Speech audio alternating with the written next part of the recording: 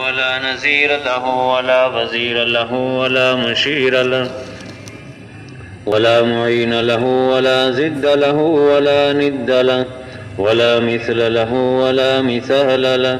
ونشهد أن سيدنا ومولانا محمدا عبده ورسوله.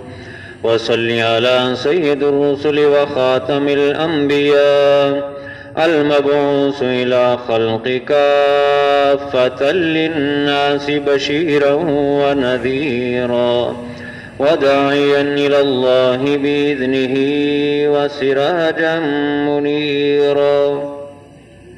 قد قال الله تبارك وتعالى في كلامه المجيد والفرقانه الحميد: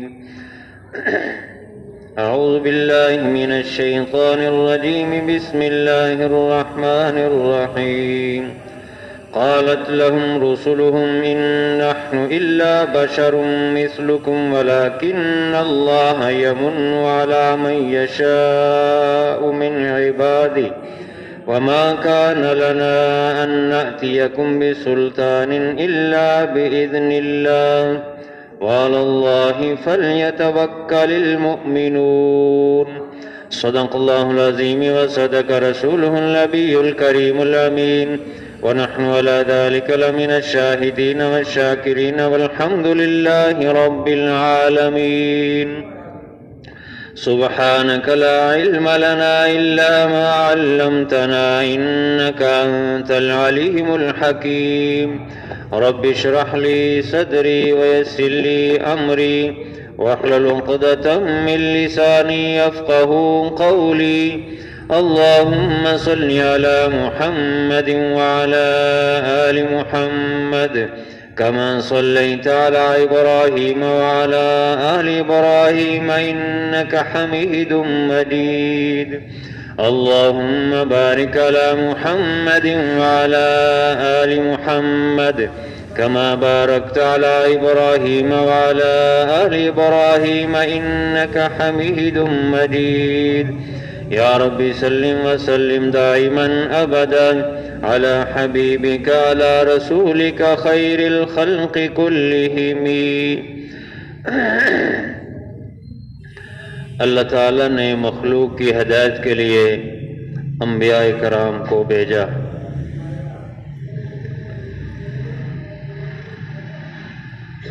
آدم علیہ الصلاۃ والسلام سے انبیاء علیہ الصلاۃ والسلام کا یہ سلسلہ شروع ہوا. آخری نبی حضرت محمد صلی اللہ علیہ وسلم پر اس سلسلہ نبوت کی تکمیل ہو گئی. اب آپ کے بعد کوئی نیا نبی نہیں آئے گا، کوئی نیا نبی پیدا نہیں ہوگا. جو گنتی حضور صلی اللہ علیہ وسلم تک مکمل ہو گئی انبیاء کی، اب اس گنتی میں کوئی اضافہ نہیں ہوگا.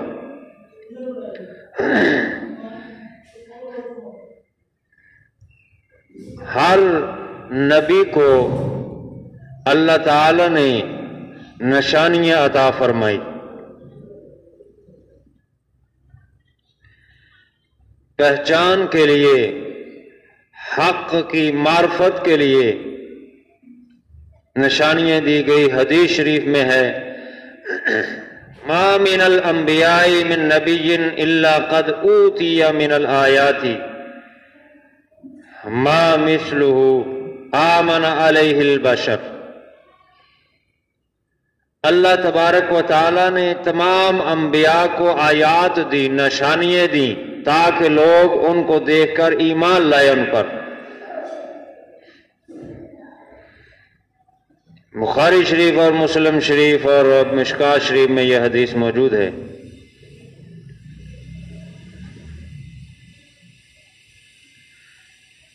اللہ تبارک و تعالی نے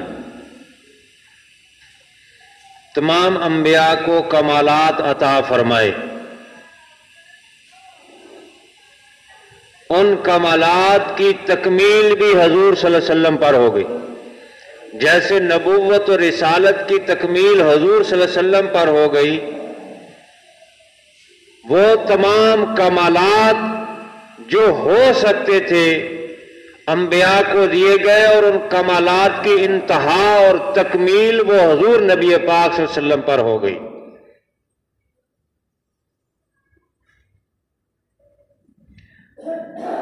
اللہ تعالیٰ علمی، عملی، اخلاقی کمالات عطا فرماتے ہیں انبیاء کرام کو۔ اصل تو وہی چیز ہوتی ہے، لیکن اس کی تائید کے لیے مزید عام آدمی جو پڑھا لکھا نہیں ہے اس کو متوجہ کرنے کے لیے اللہ رب العزت ہر نبی کو خاص معجزات عطا فرماتے ہیں۔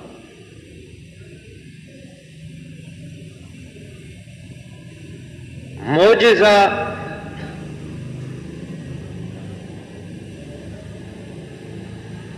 زا کے زیر کے ساتھ، معجزہ نہیں، معجزہ اصل لفظ ہے معجزہ۔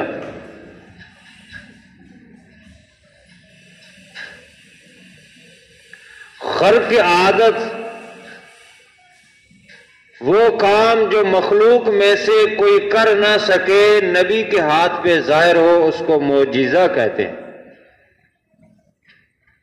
معجزہ اس میں فاعل کا صیغہ ہے، عاجز کر دینے والا۔ ساری دنیا جس کے کرنے سے عاجز آ جائے، نبی کے ہاتھ پہ اللہ کی قدرت سے وہ ظاہر ہوتا ہے، اس کو معجزہ کہتے ہیں کہ ساری دنیا کو اس نے عاجز کر دیا۔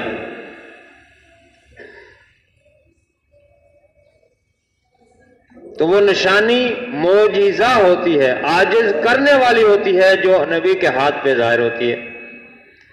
اور کسی اللہ کے ولی پہ، اس کے ہاتھ پہ ایسی کوئی اللہ کی قدرت کی نشانی ظاہر ہو جائے تو اس کو کرامت کہتے ہیں، معجزہ نہیں۔ لوگ بعض کا یہ لفظ صحیح استعمال نہیں کرتے، کوئی کسی ایکسیڈنٹ میں یا کسی ایسے حالات میں اچانک کوئی اللہ کی قدرت سے بچ جائے تو کہتے ہیں معجزہ ہے۔ یہ درست نہیں ہے، معجزہ صرف نبی کے ہاتھ پہ ظاہر ہوتا ہے۔ ہاں یہ تو کہہ سکتے ہیں اللہ کی قدرت ہے، یا کسی وہ نیک آدمی تھا اس کی کرامت ہے۔ معجزہ صرف نبی کے ہاتھ پہ ظاہر ہوتا ہے۔ پہلے نبیوں کو بھی اللہ تعالیٰ نے معجزے دیے۔ حضرت صالح علیہ السلام کو اونٹنی دی گئی، لوگوں نے مطالبہ کیا تو ان لوگوں کے سامنے،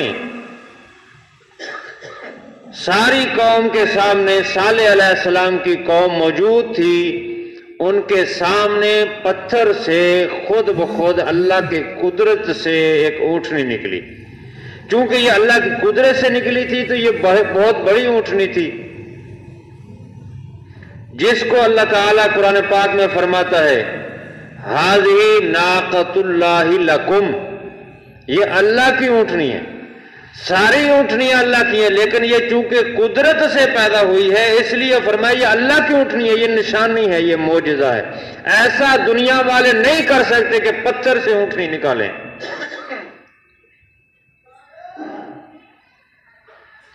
ابراہیم علیہ السلام اللہ کے جلیل القدر پیغمبر ہیں،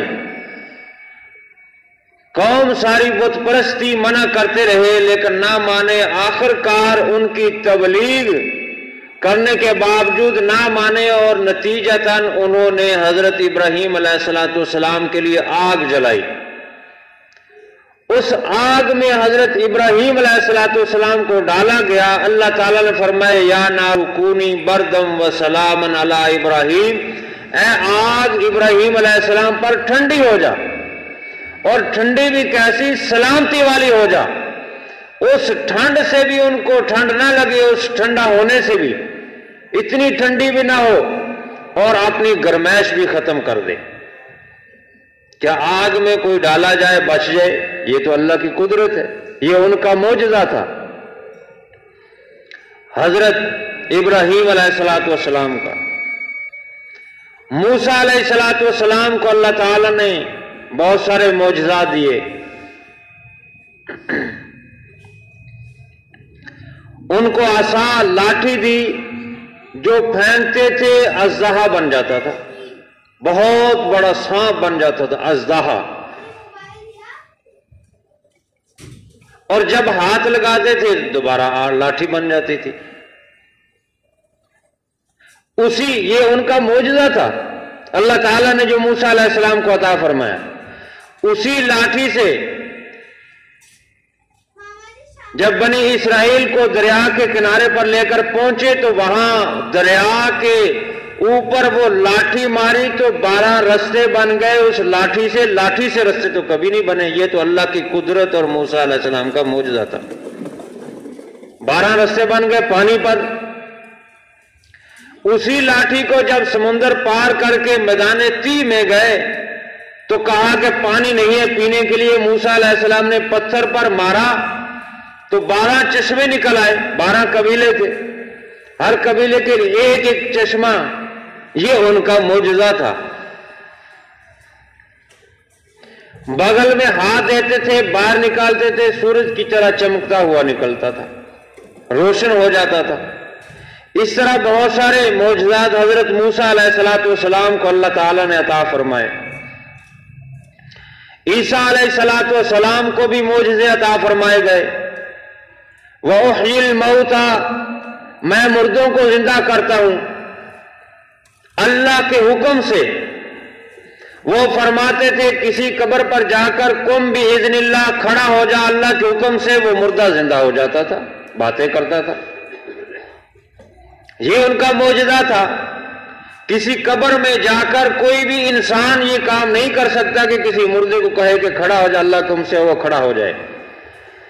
یہ ان کو نشانی دی تھی اللہ تعالیٰ نے جس سے ساری دنیا عاجز تھی۔ ہر نبی کو وہ معجزہ دیا جاتا ہے جو اس کی قوم میں جس کا چرچا ہوتا تھا۔ موسیٰ علیہ السلام کی قوم میں جادوگروں کا چرچا تھا، جادو بہت زیادہ عام ہوتا تھا۔ اللہ تعالیٰ نے ان کے توڑ کے لیے موسیٰ علیہ السلام کو بھی ان کی توڑ کے لیے ایسی نشانی دی جو ان کے جادو سارے ہیچ ہو گئے اور ناکام ہو گئے۔ عیسیٰ علیہ السلام کی زندگی میں ان کی قوم کے اندر بیماریوں کا علاج بہت زیادہ تھا۔ بڑے بڑے حکیم پیدا ہوئے جو بڑی بڑی لا علاج بیماریوں کا علاج کرتے تھے۔ اللہ تعالیٰ نے ان کو وہی معجزے دیے تاکہ ان کی قوم جس میں پڑی ہوئی ہے اسی میں ان کو عاجز کیا جائے، جس میں وہ سمجھتے ہم ترقی کر گئے ہیں اللہ نے اسی میں ان کو عاجز کیا۔ بیماریوں کا علاج کرتے تھے، اللہ تعالیٰ نے عیسیٰ علیہ السلام کو مردوں کو زندہ کرنے کا معجزہ دے دیا۔ کوئی حکیم، کوئی ڈاکٹر، کوئی سائنسدان مردہ کو زندہ نہیں کر سکتا۔ اور جو مادر ذات ماں کے پیٹ سے نبینا پیدا ہوا اس کا علاج نہیں ہے کسی کے پاس، لیکن عیسیٰ علیہ السلام اس کی آنکھوں پہ ہاتھ پھیرتے تھے، وہ بینا ہو جاتا تھا، سوکھا ہو جاتا تھا، اس کو نظر آنا شروع ہو جاتا تھا، دیکھتا تھا۔ اسی طرح ایک علمی معجزہ دیا حضرت عیسیٰ علیہ السلام کو اللہ تعالیٰ نے۔ لوگ گھروں میں کھانا کھاتے ہیں، کھانا کھا کے آتے جو کھانا کھایا ہے اور جتنا گھر میں چھوڑا ہے عیسیٰ علیہ السلام بتا دیتے تھے کہ تم کتنا کھا کے آئے ہو اور کتنا گھر میں ذخیرہ کر کے آئے ہو۔ قرآن پاک میں اللہ تبارک و تعالیٰ اس کو فرما رہے ہیں سورہ آل عمران میں، أُنَبِّئُكُمْ بِمَا تَأْكُلُونَ وَمَا تَدَّخِرُونَ فِي بُيُوتِكُمْ، میں تمہیں بتاتا ہوں جو کچھ تم کھا کے آئے ہو اور جو کچھ تم اپنے گھروں میں ذخیرہ کر کے آئے ہو۔ یہ اللہ تعالیٰ نے ان کو معجزہ دیا عیسیٰ علیہ السلام کو۔ اب باری آتی ہے ہمارے نبی صلی اللہ علیہ وسلم کی۔ حضور صلی اللہ علیہ وسلم کی چونکہ نبوت اور رسالت سارے جہانوں کے لیے ہے، ساری مخلوق کے لیے ہے، ساری کائنات کے لیے ہے۔ باقی انبیاء کے جو معجزات تھے ان کی قوم تک محدود تھے۔ حضور صلی اللہ علیہ وسلم کی نبوت سارے جہانوں، سارے مخلوق، ساری کائنات کے لیے ہے، تو آپ کے معجزات کے اثرات بھی سارے جہانوں پر ہیں۔ آپ کے معجزات کے اثرات بھی مرتب ساری مخلوق پر ہیں۔ اللہ تعالیٰ نے ایسے معجزات عطا فرمائے، ایسے کلمات عطا فرمائے، ایسی آیات اور نشانیاں عطا فرمائی۔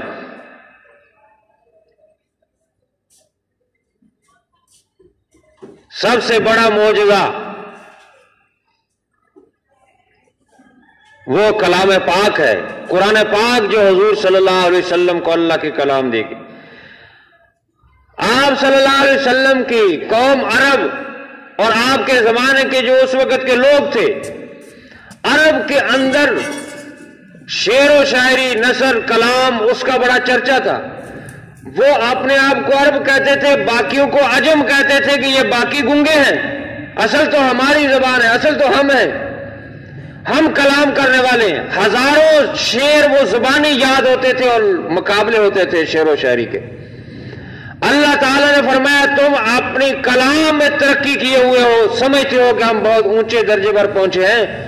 میں نے اپنے حبیب کو وہ معجزہ دیا ہے کلام کی صورت میں کہ جو کلاموں کا بادشاہ ہے، اور رہتی دنیا تک کوئی بھی بڑے سے بڑا فصیح بلیغ آدمی بھی اس کا مقابلہ نہیں کر سکتا، بلکہ ساری دنیا مل کر بھی اس کلام کا مقابلہ نہیں کر سکتی۔ حالانکہ حضور صلی اللہ علیہ وسلم نے دنیا میں کسی سے ایک لفظ نہیں پڑھا، ایک لفظ نہیں سیکھا، لیکن آپ کلام وہ فرماتے ہیں کہ جس کا دنیا مقابلہ نہیں کر سکتی۔ ایسی جامع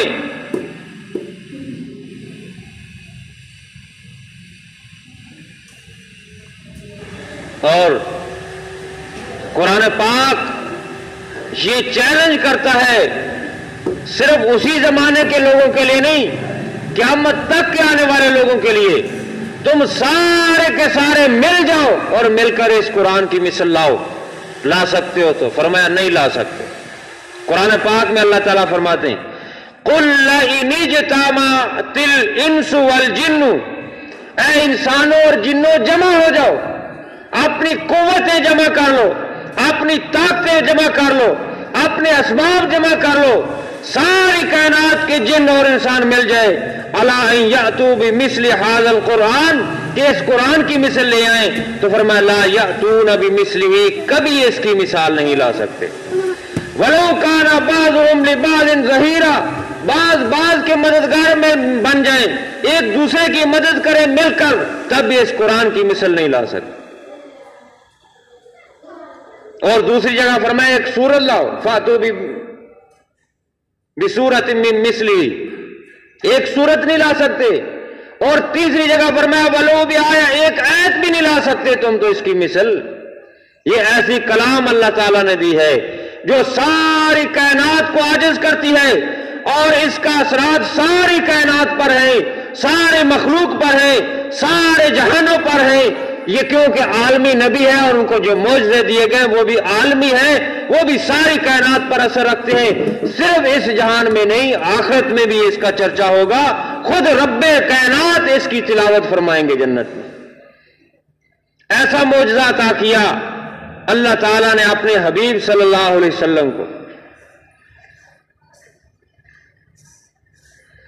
اس کے بعد دوسرا بڑا معجزہ حضور صلی اللہ علیہ وسلم کو جو دیا گیا وہ واقعہ معراج ہے۔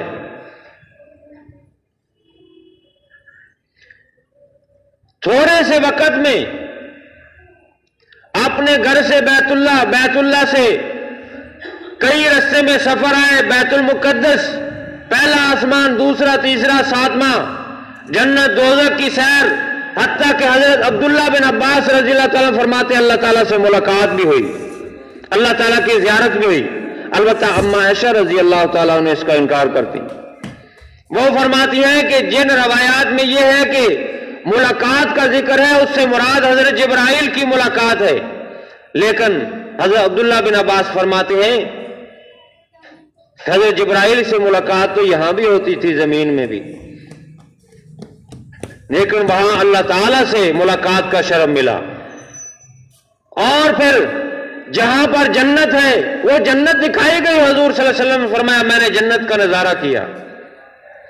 جہاں پر جہنم ہے جہنم دکھلائی گئی، اس کا نظارہ کیا۔ حضور علیہ الصلوۃ والسلام فرماتے ہیں فَأَكْثَرُوا أَهْلَ الْجَنَّةِ الْفُقَرَاء، میں نے دیکھا جنت کے اندر زیادہ تر لوگ فقیر اور غریب ہیں،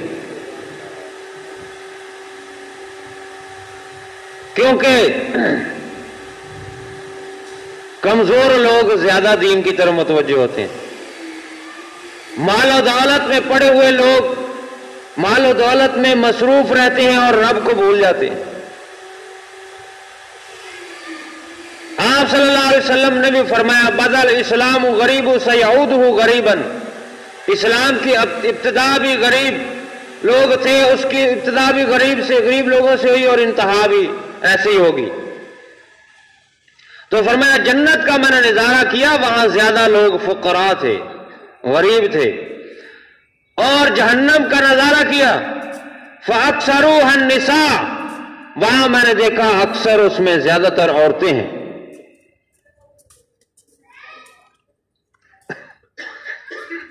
اس حدیث میں وجہ بھی ہے فَأَكْثَرُوا اللَّعْنَ، لعنت زیادہ کثرت سے، بات بات پہ لعنت ایک دوسرے پہ، غیبت اور بہت ساری باتیں، بارہ تفصیل کا وقت نہیں۔ تو جنت اور جہنم کا نظارہ بھی کیا اتنے تھوڑے سے وقت میں کہ جب آپ واپس تشریف لائے تو آپ کے دروازے کی وہ کنڈی ہل رہی تھی، آپ کا بستر اسی طرح گرم تھا۔ اتنے تھوڑے سے وقت میں اتنا سفر یہ کائنات میں کوئی نہیں کر سکتا۔ حالانکہ دنیا کے ترقی یافتہ لوگ تو کہتے ہیں رستے میں ایک ایسا ناری کرہ ہے کہ جہاں سے آگے اوپر کوئی گزر نہیں سکتا، لیکن آپ صلی اللہ علیہ وسلم ساتوں آسمان کی سیر، جنت دوزخ، اللہ سے ملاقات، یہ سب کچھ تھوڑے سے وقت میں، یہ آپ کا بہت بڑا معجزہ ہے جو کوئی نہیں کر سکتا مخلوق میں۔ اسی طرح شق قمر، چاند کا دو ٹکڑے ہو جانا، آپ صلی اللہ علیہ وسلم انگلی سے اشارہ فرماتے ہیں چاند کو، وہ دو ٹکڑے ہو کر گر جاتا ہے، آدھا ٹکڑا ادھر آدھا ادھر۔ پوری دنیا نے دیکھا، حتیٰ کہ ہندوستان کے راجا مہاراجا نے دیکھا، قافلے آتے جاتے جو رات کے وقت انہوں نے دیکھا کہ چاند تھوڑی دیر کے لیے آسمان سے ختم ہو گیا، آسمان خالی ہو گیا، اور پھر اشارہ فرمایا تو چاند پھر اسی طرح واپس ہو گیا۔ یہ آپ صلی اللہ علیہ وسلم کا معجزہ تھا جو اللہ تبارک و تعالیٰ نے عطا فرمایا حضور صلی اللہ علیہ وسلم۔ آپ کے پسینہ مبارک سے خوشبو آتی تھی۔ کائنات کی کوئی ہستی ایسی نہیں کہ جس کے پسینے سے چاہے کو کتنا ہی وہ لطیف اور کتنا ہی وہ صاف ستھرا ہو کہ اس کے پسینے سے خوشبو آئے۔ یہ حضور صلی اللہ علیہ وسلم کا معجزہ تھا کہ آپ کے پسینے سے خوشبو آتی تھی، اور صحابہ کرام اپنی خوشبوؤں کے اندر اس پسینے کو ملا لیتے تھے اور شیشیوں کے اندر بھر لیتے تھے اور فرماتے تھے کہ اس جیسی کوئی خوشبو نہیں ہمارے پاس جو آپ کے پسینے سے خوشبو آتی ہے۔ یہاں تک کہ بعض صحابہ فرماتے ہیں کہ اگر کبھی ہمیں ضرورت پڑتی کہ حضور صلی اللہ علیہ وسلم سے ملاقات کرنی ہے، معلوم کریں کہ کہاں پر ہیں، تو ہم ان گلیوں سے گزرتے تھے جہاں جہاں سے خوشبو آتی تھی، اسی گلیوں میں جاتے جاتے وہاں پہنچ جاتے تھے جہاں حضور صلی اللہ علیہ وسلم موجود ہوتے تھے۔ آپ کے پسینہ مبارک میں اتنی خوشبو آتی تھی۔ یہ آپ کا معجزہ ہے۔ آپ کے لعاب دہن سے، لعاب مبارک سے اللہ تبارک و تعالیٰ نے وہ کمالات دکھلائے کہ جو کائنات نے رہتی دنیا تک کہیں نہیں دیکھے۔ آپ کا لعاب دہن وہ بھی معجزہ ہے، حالانکہ کتنا ہی کوئی محبوب کیوں نہ ہو، کتنا ہی کوئی پیارا کیوں نہ ہو، اس کے تھوک سے تو نفرت کی جاتی ہے، لیکن جب آپ کی طرف اس کی نسبت ہوتی ہے تو اس کو لعاب دہن کہا جاتا ہے، اس کو لعاب کہا جاتا ہے۔ اور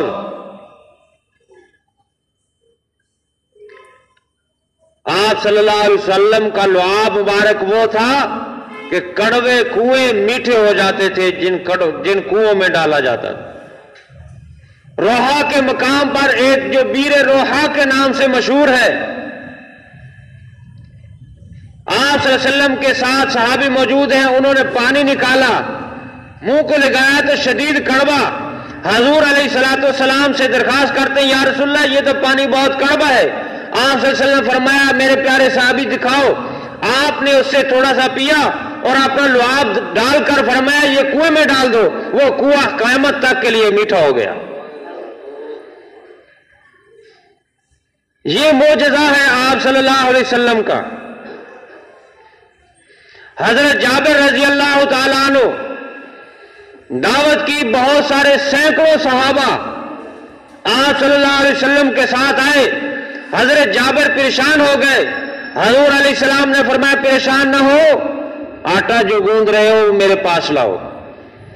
آٹے میں آپ نے اپنا لعاب دہن ڈال دیا اور جو ہنڈیا پکا رہے تھے اس میں بھی لعاب دہن ڈال دیا، اور جب وہ تیار ہو گیا کھانا تو کھلانے شروع کیا، حتیٰ کہ سینکڑوں صحابہ موجود تھے جنہوں نے اس سے کھانا کھایا اور روٹی کھائی۔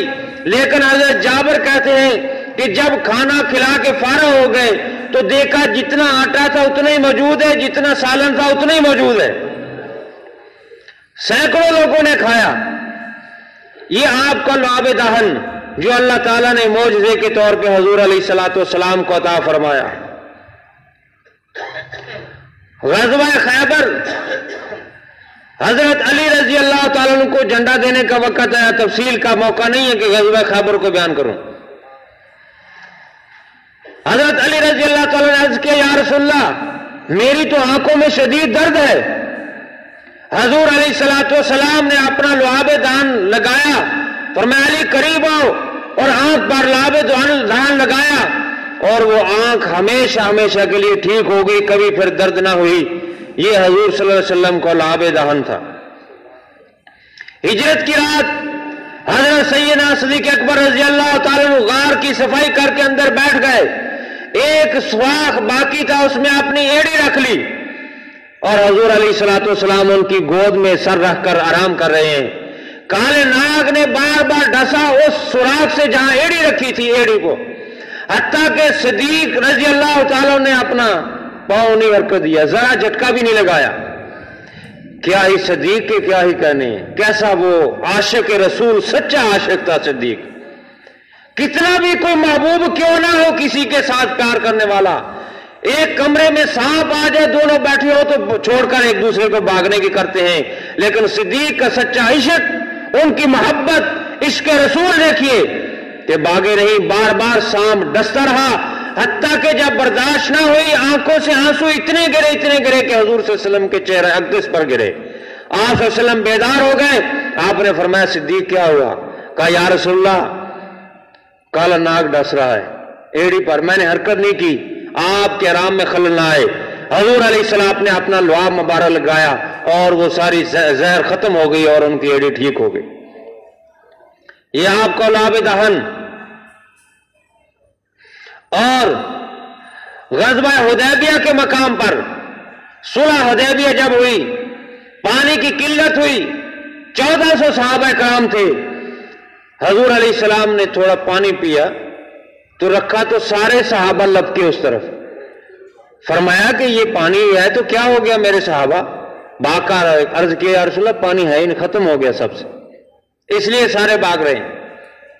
حضور علیہ السلام نے فرمایا اکٹھا کرو، کسی کے پاس ایک قطرہ ہے، ایک گھونٹ ہے، جتنا ہی پانی اکٹھا کرو۔ سارے صحابہ سے جن جن کے پاس تھا، ایک برتن بھی پورا نہ بھر سکا، اس میں ڈالا گیا۔ آپ صلی اللہ علیہ وسلم نے اپنے ہاتھ مبارک انگلیاں اس میں رکھ دی اور ان انگلیوں میں چشمے پھوٹ گئے، سارے صحابہ نے پانی پیا، وضو کیا، جن کو غسل کی ضرورت تھی غسل کیا، اپنے جانوروں کو پلایا، پھر بھی وہ پانی ختم نہ ہوا۔ یہ آپ نے دیکھا حضرت موسیٰ علیہ السلام کی لاٹھی ماری تو 12 چشمے جاری ہو گئے، کہاں سے؟ پتھر سے، پہاڑ سے۔ پہاڑ سے تو چشمے جاری ہوتے رہتے ہیں، لیکن لاٹھی کے ذریعے سے نہیں ہوتے۔ لیکن کبھی دیکھا ہے کہ ہاتھوں سے انسان کے جسم سے گوشت پوش سے پانی نکلے، پانی کے چشمے بہہ پڑے؟ کیسا معجزہ اللہ تعالیٰ نے اپنے پیارے حبیب صلی اللہ علیہ وسلم کو عطا فرمایا۔ تو ہر چیز میں اعتدال دیا اللہ تعالیٰ نے حضور صلی اللہ علیہ وسلم کو۔ آپ کا قد مبارک درمیانہ تھا، آپ کا سینہ مبارک درمیانہ تھا، آپ کا چہرہ، آپ کی انگلیاں، ہاتھ، پاؤں، جسم اعتدال تھا۔ جو اعتدال ہونا چاہیے اس سے اس کی انتہا کو اعتدال دیا تھا۔ لیکن جب آپ کسی لوگوں کے ساتھ چل کے آتے تھے تو آپ کا قد مبارک جو ہے سب سے اونچا لگتا تھا، آپ نمایاں نظر آتے تھے۔ کہیں مجلس میں بیٹھے ہوتے تو سب سے نمایاں نظر آتے تھے۔ یہ آپ کا معجزہ تھا جو اللہ تعالیٰ نے حضور علیہ الصلوۃ والسلام کو عطا فرمایا تھا۔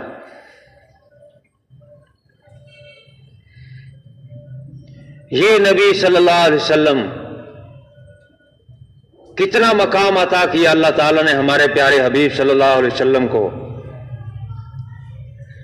یہ کم معجزہ ہے 23 سال کی عرصے میں، 23 سال کے عرصے میں صدیاں لگتی ہیں کسی قوم کے نظریات کو بدلنے کے لیے،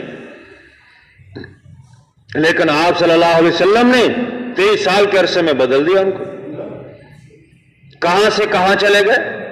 23 سال کے اندر ان کی کایا پلٹ دی، ایک نظام دیا، ایک سبق دیا، ایک منشور دیا، ایک زندگی گزارنے کا طریقہ دیا۔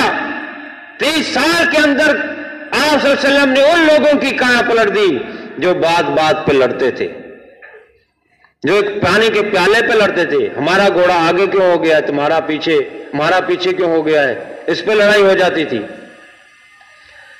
23 سال کے عرصے میں کایا پلٹی، یہ آپ کا معجزہ ہی تو ہے، اور کیا ہے۔ اسی لیے حالی نے کہا تھا کہیں آگے گھوڑا بڑھانے پر جھگڑا اور کہیں پانی پینے پلانے پر جھگڑا۔